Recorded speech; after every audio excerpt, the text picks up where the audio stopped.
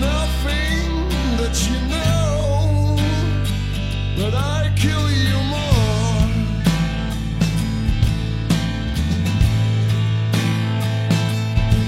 And if you find, you'll find me in a way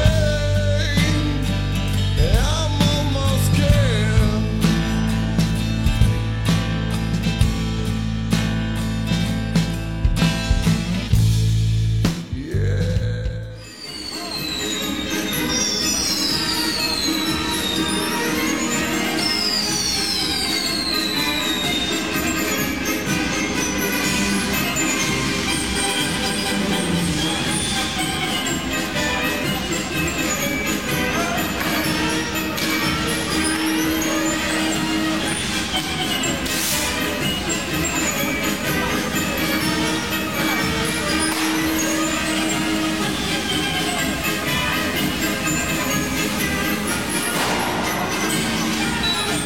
Ici, on est dans les villages, comme chez toi. Ariane, moi je suis de Caen. C'est la même chose, le mec.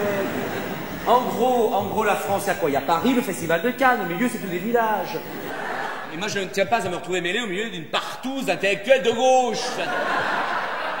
Appelons un chat. Meute montant à Saint-Germain-des-Prés, une fête de l'amour, on appelait ça une partouze. Comment tu dis orange, Max? Orange, voilà, c'est ça. J'aimerais bien arriver à le dire comme toi. Et c'est pas difficile, il faut que tu articules. Regarde, orange. Non, regarde, orange. Non, tu le fais. Regarde, le patron du bistrot, il te le fait. Regardez, madame, orange. Regarde, tout le village, il te le fait. Madame, orange. Oh! Putain! On ne dit pas merde à sa merde. À sa mère, putain. Ferdinand, tu m'as dit merde. Putain! Elle va. Oh, ça va. Mais quand même, je suis déçu. Tu étais quelqu'un dans la troupe sur qui je comptais.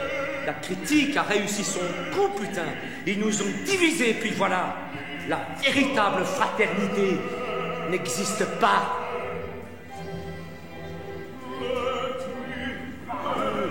Je suis Ferdinand Fort.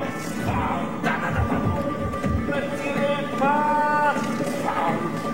Je suis Ferdinand Fort.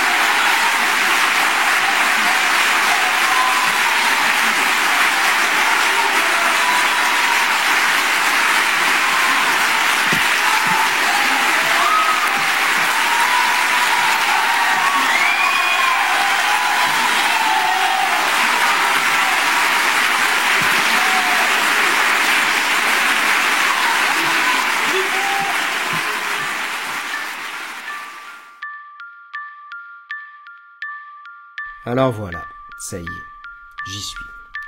J'ai plus le choix. Quelques années que ça me taraudait. Il était temps que je le fasse, ce documentaire. Il y a urgence car le travail arrive à sa fin. C'est en 2008 et ça fait 20 ans que je te filme. Étrange comédien, metteur en scène, auteur, mégalomane de théâtre, frère et parent. Bon, ces images, c'est la bio express de ton aventure théâtrale, pour ceux qui ne te connaissent pas. Moi, je voudrais montrer autre chose. J'arrive à 200 heures d'images, d'interviews, de photos et de sons. Je suis dépassé par la matière. Par quoi je commence? En tout cas, il faut absolument que je témoigne sur ton entreprise titanesque et complètement folle. Essayez peut-être de comprendre pourquoi tout ça. There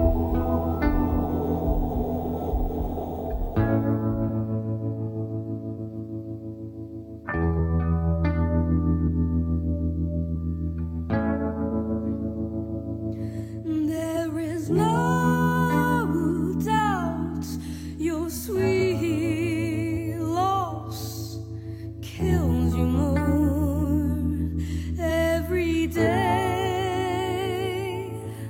It's funny how you fall in and out of love. Anything you don't have is far too precious. And there's time to kill. Le théâtre, j'ai pas choisi le théâtre, là c'est comme le fait d'être seul sur scène, ça m'a choisi. Un jour à l'école, ça je m'en souviens très bien, j'avais 8 ans ou 9 ans, à Marseille, on montait la pastorale, je vais vous raconter, c'est une histoire pour un quart, ça fait rigolo. Et donc on montait la pastorale, et alors j'étais joli quand j'étais petit garçon, je ressemblais un peu à une fille. Alors la maîtresse m'a dit, mais tu vas faire la poissonnière. Alors j'ai dit, ah bon Et puis j'ai commencé à apprendre le texte de la poissonnière. C'était pas la pastorale, la vraie pastorale est en provençal, mais là c'était traduit en français. Donc j'ai appris le texte de la poissonnière et puis je le récitais. Et puis je l'ai récité à mon père. Puis mon père m'a dit, ah non, mais jouer du théâtre, c'est pas réciter une récitation. Il faut que tu sois comme une poissonnière. Alors il m'a emmené au Vieux-Port et puis il m'a montré les poissonnières. Puis il m'a ramené, puis je suis revenu chez moi, puis là ça y est, je commençais. Ah, j'ai parlé comme ça, oh belle enfant, etc. Puis après, on est allé voir ma grand-mère, alors elle m'a déguisé avec un costume provençal, avec une perruque, puis on a commencé à me maquiller. Et là, je me suis plu. Je me suis vu dans la glace déguisé en fille, et au fond, je suis tombé amoureux de moi, si vous voulez, de mon image, quoi, de ce que je voyais. Ce qui déjà, vous voyez, est bizarre, hein, c'est un drôle de truc. Et puis j'ai joué la poissonnière déguisée en fille, avec des pommettes rouges et tout. Et puis les gens ont ri. C'était la première chose, et je les ai écoutés rire. Et puis ça a continué comme ça, et puis ils m'ont crié, après j'ai fini mon texte, et puis je suis parti, puis j'ai entendu des cris, c'était bis, bis, bis. Alors on m'a repoussé, on m'a dit vas-y recommence, et j'ai recommencé.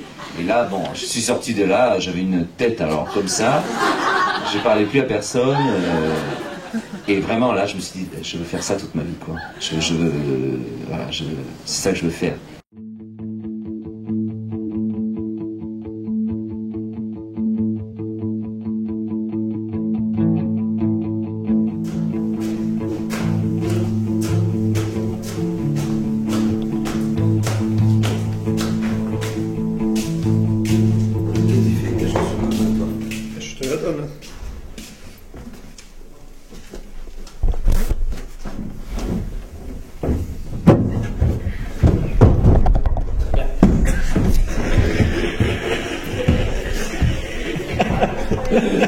Je suis gardé.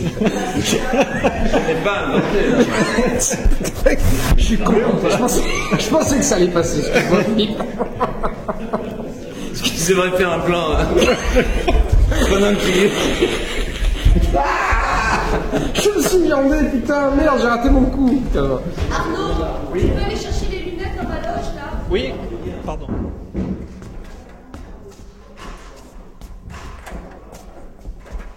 Elle est lourde, l'Oji, celle-là. Elle est pas évidente, celle-là, l'Oji, non? Non, Pascal, calme-toi. Pascal, tu es en train de me risquer de me tuer. Tu vas me tuer, Pascal. S'il te plaît, tue-moi avec ton film, mais pas avec Rachel. C'est vrai qu'elle est lourde, putain. Je m'écarte. Je me suis pas. Je m'écarte. La famille, c'est très dangereux. Je me méfie de la famille. Toujours eu une grosse méfiance sur la famille. Vas-y, j'ai pas de moi, viens-moi. Père, frère, sœur, sexe. Gros danger, gros danger. C'est gentil, Noël, machin, mais un jour on s'entend une balle dans le dos, c'est pas du simple. Ouais, j'avoue que ça commence pas très bien. C'est pas forcément évident, mais en vrai, je suis chez FOP. Et ça fait longtemps que je te file, seul au monde en train de jouer ta folie. Le problème, c'est qu'elle est tellement compliquée ton histoire que je suis obligé de faire une voix off. Mais moi, je n'ai aucun compte à régler, rien d'intime à dévoiler. J'ai juste envie de montrer ce qui chez toi m'a toujours fasciné, intrigué, amusé et un peu agacé. Et j'ai l'impression que ces images devraient suffire.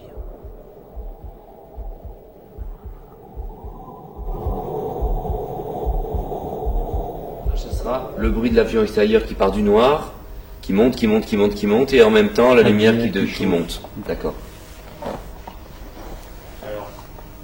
Donc, noir sale progressif, puis noir scène. Voilà.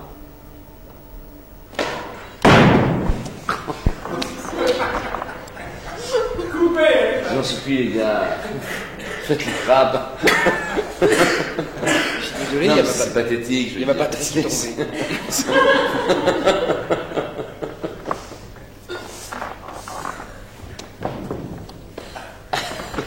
Oh, les godasses. Non, c'est pas possible. Est-ce que quelqu'un pourrait faire le crabe?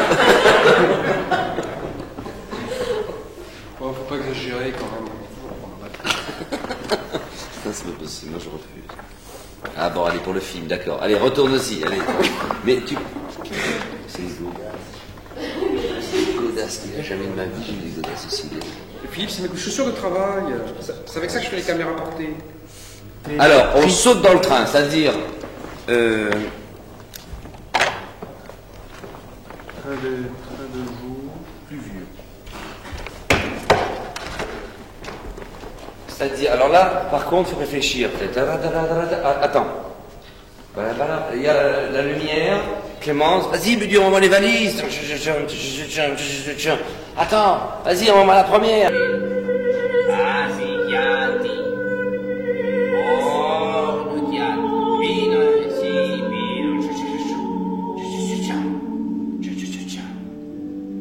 Je me cale, hein.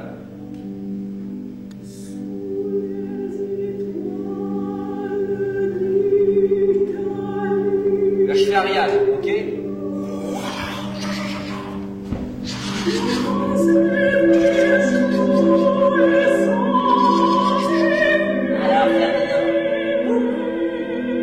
C'est quoi? Il paraît que tu vas monter, tu veux monter Roméo et Juliette. Mais non, Ariane, je vais monter Roméo et Juliette. Tcha tcha tcha tcha, tcha tcha tcha tcha. Mais pourquoi tu veux faire ça? Fort, j'entends pas.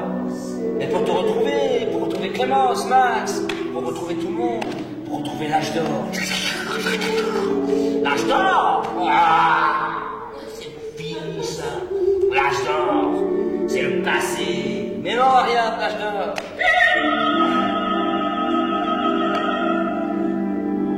Tu reviens un petit peu en arrière.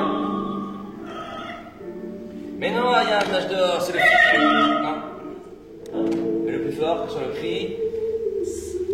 Ouais, mais le plus fort. L'âge d'or, ça n'a pas commencé.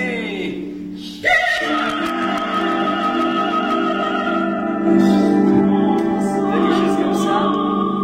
Et là, c'est fini. On a fait une coupe après le cri. Ça joue, ça? Ça très beau. Ça très très bien. C'est vraiment vrai. Donc le cri, mais je crois que je peux jouer à la fois ça, mais là il faut que la poursuite s'éteigne. Voilà, c'est ce que j'allais dire. C'est-à-dire il faut que ça aille très vite, il faut que ça fasse waf comme une bulle, et moi blaum. Et tout s'arrête. Qu'est-ce qui se passe? On est arrivé. J'ai essayé d'écrire une pièce de théâtre, ça me plaisait pas. Donc je me suis mis à improviser, comme j'avais fait au Théâtre du Soleil, mais au lieu que ce soit sur des sujets imaginaires, c'est improviser sur ma vie, sur ma propre vie. Et c'est comme ça que peu à peu je suis arrivé aux premières improvisations de la danse du diable. Alors après, il y a eu plein d'étapes dans cette improvisation, parce qu'au début j'improvisais comme De Vos ou comme Bedos, je parlais, racontais des histoires, puis ça a saturé. Puis c'est là où Jean-Pierre Taillade, un des fondateurs du Théâtre du Soleil d'ailleurs, qui était un grand ami, le jour est venu comme ça voir le travail, je travaillais avec Clémence, et puis il m'a dit tu devrais essayer de jouer Ariane. Tu devrais essayer de la faire, Puis je me suis mis à faire Ariane, les gestes, tout. Et puis là, ça a vraiment été le fil d'Ariane, comme on dit. C'est-à-dire, à partir de là, tout est venu, quoi. Toute la mémoire, c'est comme l'histoire de Proust, je sais plus, il raconte.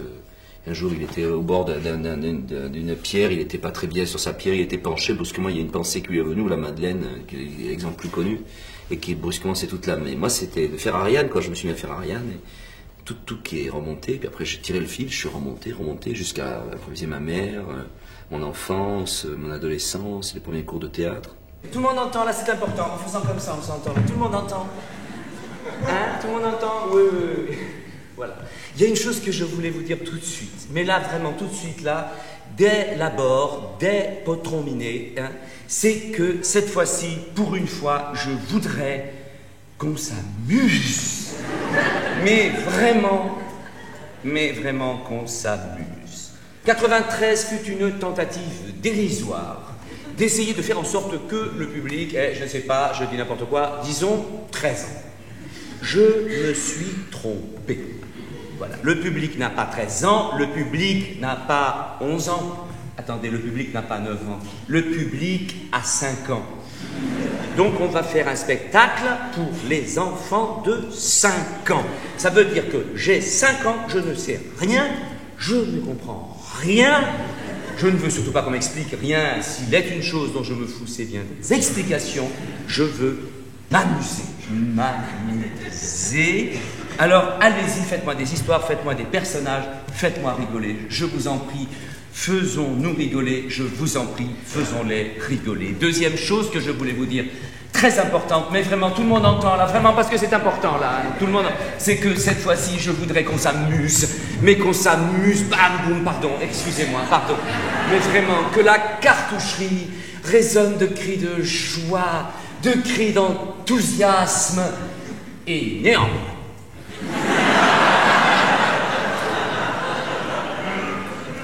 Écartez-vous, écartez-vous, monsieur. Laissez-moi la place pour que je puisse mettre mes pieds comme ça. Tout le monde entend là parce que c'est important.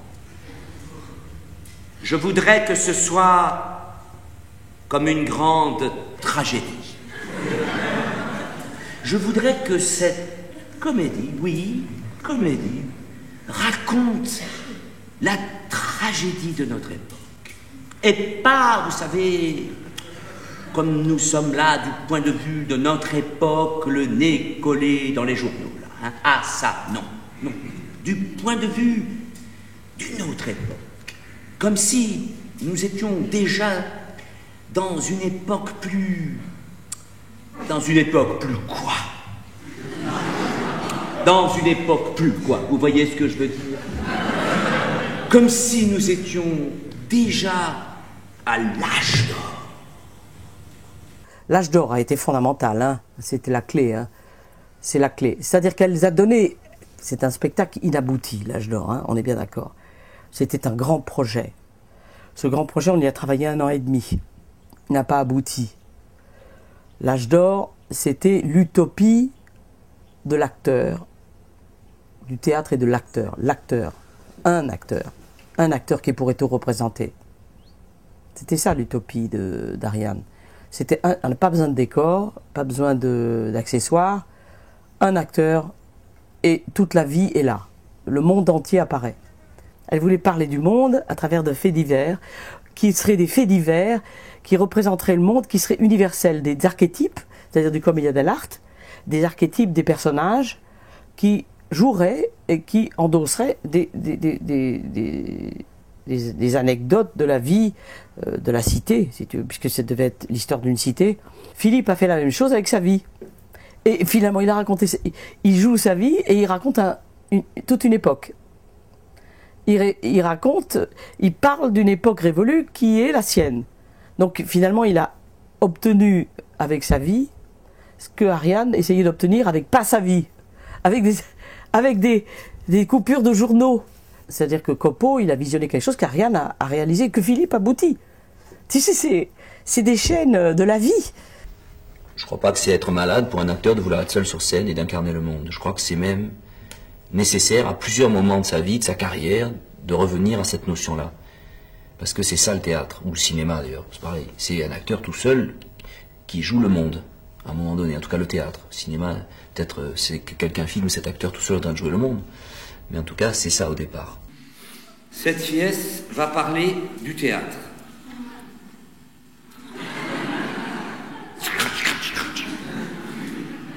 Ça va parler de moi. De toi, Ferdinand.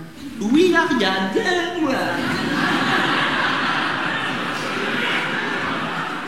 Pourquoi tu me réponds comme ça? Parce que tu as vu comment tu me dis? De toi, Ferdinand. Tu as vu comment tu m'as dit ça? De toi, Ferdinand. C'est pas moi. Je veux dire, je suis comme quelqu'un d'autre. Ça pourrait être n'importe qui. Alors, n'importe qui. Ben pourquoi pas moi? Parce que c'est chiant. Mais alors qui? Je ne sais pas. N'importe qui.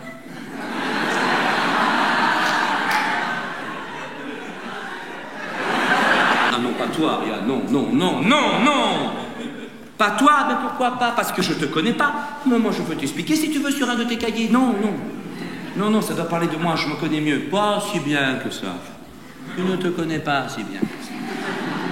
Tu sais, la vie d'un comédien, j'ai déjà fait ça. Hein, j'ai fait Molière, j'ai fait le roman d'une ordure, ça y est, c'est fait, allez, ça n'intéressera personne. Justement, un coup c'est Molière, après c'est un nazi. Non, c'est pas un nazi, Ferdinand. C'est pas si simple que ça. C'est pas un nazi. Non, mais je veux dire, ce n'est jamais un comédien normal. Un comédien normal, ça n'existe pas. Un comédien normal, ce peut être un nazi. Si c'est un carriériste arrivé, un arriviste carriéré, ton carriérisme, Ferdinand, oh, putain, mais sors de ma tête et de ma chambre immédiatement, toi.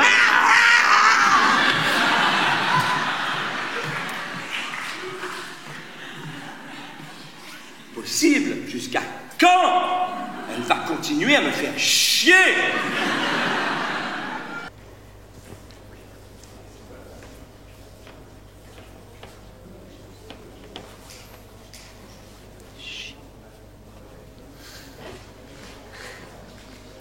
J'ai mis l'échelle derrière, Philippe, parce que je vais faire un plan. Tu vas tomber parce que... Ah non, il y a un plot dessous. Il est très agile avec ses orteils, il est pris même sous deux mains.